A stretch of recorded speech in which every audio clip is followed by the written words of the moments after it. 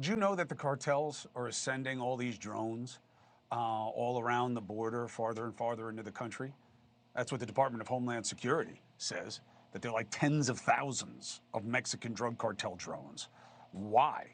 I got a guy who can answer, all right? Former director of the Pentagon's Advanced Aerospace Threat Identification Program, friend of show all day long, Lou Elizondo. Lou, I just want to give you a few minutes. You explain to the audience, what is this about and what do they need to think about and what has to happen? Sure, Chris, thanks for having me.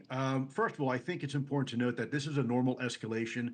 We've seen for the last 20 years, if you remember when the cartels were deep in the Amazon jungle and they were building these semi-submersible submarines, literally submarines, to try to penetrate U.S. territorial waters and deliver whatever was heroin and cocaine and whatnot.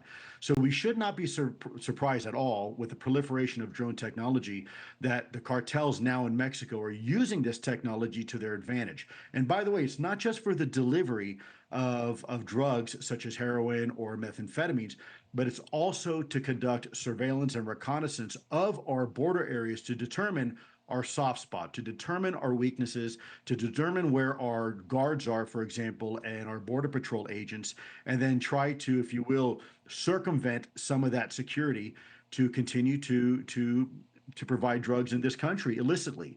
I think there's a bright side to this topic that you have a new individual. She is the nominee right now to be the new U.S. czar, drug czar here in the United States. Her name is Sarah Carter. In fact, I think a former colleague of yours.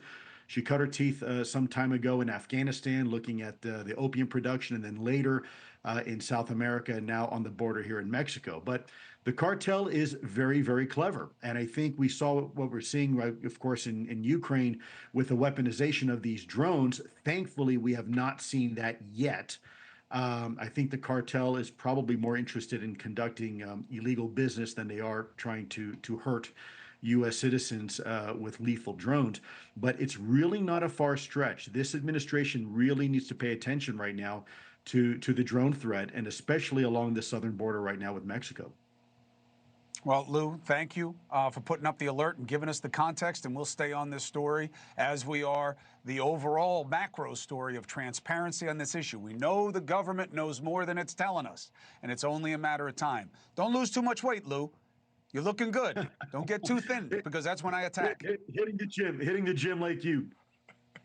Thank you for watching. Subscribe below and download our NewsNation app right now on your phone, and you will get fact-based, unbiased news for all Americans.